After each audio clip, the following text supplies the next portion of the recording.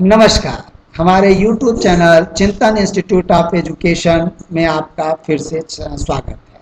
आज हम लोग हिंदी व्याकरण के अंतर्गत बहुत ही महत्वपूर्ण टॉपिक संधि और समास में अंतर लेकर के आए हैं।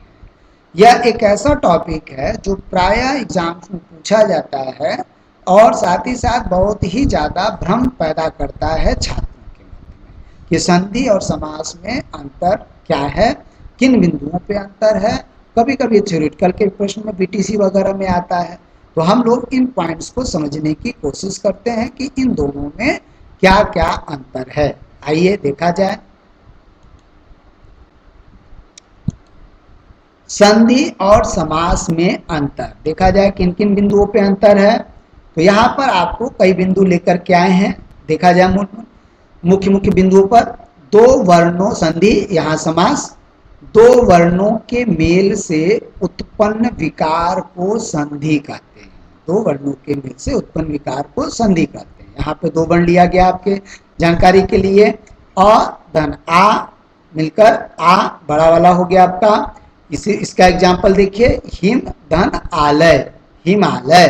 तो दो वर्णों के मेल से क्या हुआ, उत्पन्न विकार क्या हुआ, आ हो गया, हिमालय आ। तो बीच में, इसलिए ये क्या है, संधि। समास का उदाहरण देखते हैं क्या है इसी बिंदु पर। दो या दो से अधिक शब्दों से मिलकर बने हुए नए सार्थक शब्द को समास कहते हैं। सार्थक शब्द का होना आवश्यक है। जैसे इसका एग्जाम्पल, दो शब्द लिख लिया जाए, नीला और कमल। विग्रह है, नीला है जो कमल, तो क्या बना शब्द आपका, नील कमल। नया सार्थक शब्द क्या बना, नील कमल। उसी प्रकार संधि का शाब्दिक अर्थ देख लीजिए। संधि का शाब्दिक अर्थ है मेल या संयोग होना। जब दो वर्णों में आपका क्या होगा, मेल होगा, तभी जाकर के संधि उत्पन्न होगी। इसी प्रकार समास का शाब्दिक अर्थ है संक्षेप। इसमें शब्दों का संक्षिप्तीकरण किया जाता है। आइए देखा, जैसे समास में शब्दों का क्या होता है ना, संक्षिप्तीकरण किया जाता है, ये ध्यान रखिएगा। आगे आइए, तीसरे बिंदु पे क्या अंतर है। संधि में अक्षरों या वर्णों का मेल होता है, ये ध्यान रखिएगा भाई। संधि से नाम से ही है कि मेल होता है। जैसे ई धन ई आपका बड़ा ई हो गया, ई। तो कवि एग्जाम्पल के रूप में देखिए, कवि धन इंद्र क्या हो गया आपका, कविंद्र। ये आपका इसका उदाहरण हुआ। उसी प्रकार आसान भाषा में इसको समझिए, समास में शब्दों का मेल होता है। जैसे राजा का पुत्र, तो क्या हुआ आपका, शब्दों का मेल, इनके मिलकर बन के क्या बना, राजपुत्र। अब अगले पॉइंट पे, चौथे पॉइंट पे, ये तीन बिंदु आपको समझ में आ गए होंगे, उम्मीद है, आसानी से। अब आइए चौथे बिंदु को समझा जाए।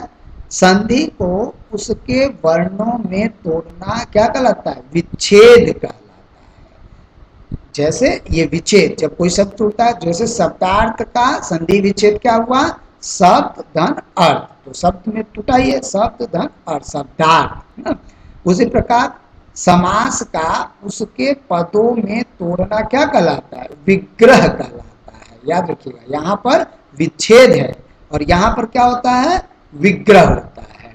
जैसे महाकवि, महाकवि, इसका विग्रह करिए, क्या होगा, महान है जो कवि।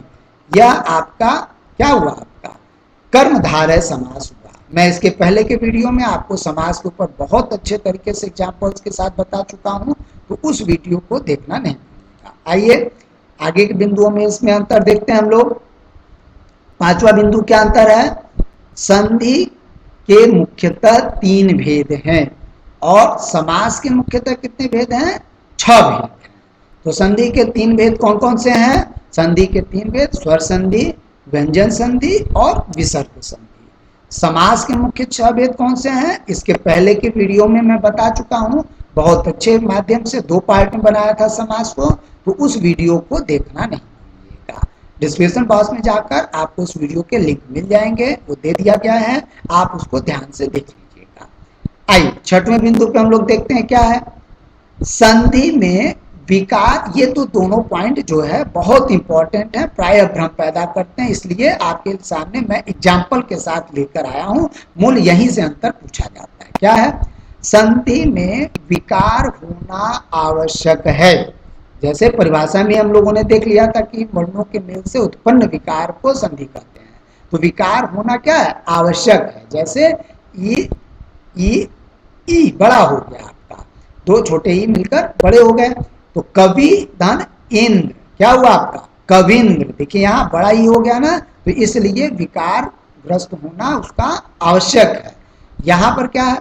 समास में पदों के मेल होने पर भी, अब इसी बिंदु के लगभग में अंतर क्या है? समास में शब्दों या पदों के मेल होने पर बीच का संयोजन शब्द ही लुप्त हो जाता है। एक कंडीशन यह है। दूसरा क्या है? समास में विकार होना आवश्यक नहीं है। जैसे आपके लिए एक एग्जाम्पल के रूप में मैं लेके आया हूं, जैसे कि क्या? राम और श्याम। तो यहाँ पे दोनों क्या है? सब अपने अलग अलग अस्तित्व को बनाए रखे हैं। राम श्याम, ये ध्यान से देखिए, राम श्याम। ऊंच या नीच, इसके पहले की वीडियो में जब मैं आपको बताया था तो द्वंद्व समास के अंतर्गत दोनों एग्जाम्पल है। द्वंद्व समास में यहाँ पर आपका वैकल्पिक द्वंद्व का एग्जाम्पल मैंने बताया है। बहुत कम वीडियोस में आपको वैकल्पिक द्वंद्व और समाहार द्वंद्व और ये चीजें मिलेंगी, तो उसको देखिएगा।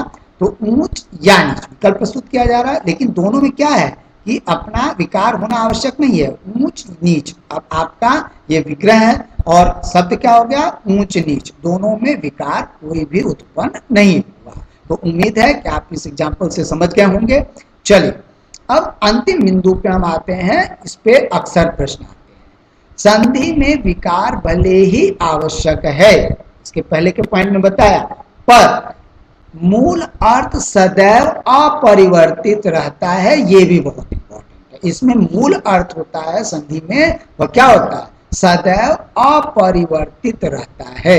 जैसे पुस्तक धन आलय, पुस्तक एक घर आपका, आलय अर्थात घर, तो पुस्तक आपका क्या हो गया? पुस्तकालय। यहाँ पे देखिए मूल अर्थ क्या है? परिवर्तित नहीं हुआ है। विद्या धन अर्थी, तो क्या हो गया आपका? विद्यार्थी। यहाँ पर मूल अर्थ हमेशा अपरिवर्तित रहता है। ये बहुत इंपॉर्टेंट शर्त है, ये ध्यान रखिएगा। प्राय पूछा जाता है, इंटरव्यू तक में भी पूछा जाता है। अब आइए इसमें क्या है, इसी बिंदु पर समास में मूल अर्थ सुरक्षित भी रह सकता है। इसी पॉइंट पे यह दो बातें कहता है समास। इसको इसलिए एग्जाम्पल के साथ लेके आया हूं कि समास में मूल अर्थ सुरक्षित भी रह सकता है। जैसे शिवालय, यहाँ पे देखिए शिव का आलय, यहाँ मूल अर्थ क्या आपका? सुरक्षित है भाई। शिवालय, इसका विग्रह आपने किया, शिव का आलय तत्पुरुष समाज से, तो क्या हो गया आपका? मूल अर्थ यहाँ पर कोई भी परिवर्तन नहीं हुआ। लेकिन और यहाँ पे कहा कि सुरक्षित भी रहता है, और दूसरा क्या? मूल अर्थ परिवर्तित भी हो जाता है। बहुत बड़ा एग्जाम्पल है ये। क्या है? आइए देखा जाए। कह रहा है, यहाँ पे कह रहा है कि मूल अर्थ सदैव अपरिवर्तित रहता है। यहाँ पे कह रहा है सुरक्षित भी रहता है और मूल अर्थ क्या है? परिवर्तित भी हो जाता है। जैसे पंकज, पंकज, अब आपका इसका मूल अर्थ देखिए कैसे चेंज हो गया। पंकज का अर्थ होता है पंख में पैदा हो जो। इसका विग्रह करिए, पंख में पैदा हो जो। तो पंख माने क्या होता है आपका? कीचड़। तो कीचड़ में बहुत सी चीजें पैदा होती हैं, खरपतवार हैं, तमाम प्रकार की वस्तुएं हैं।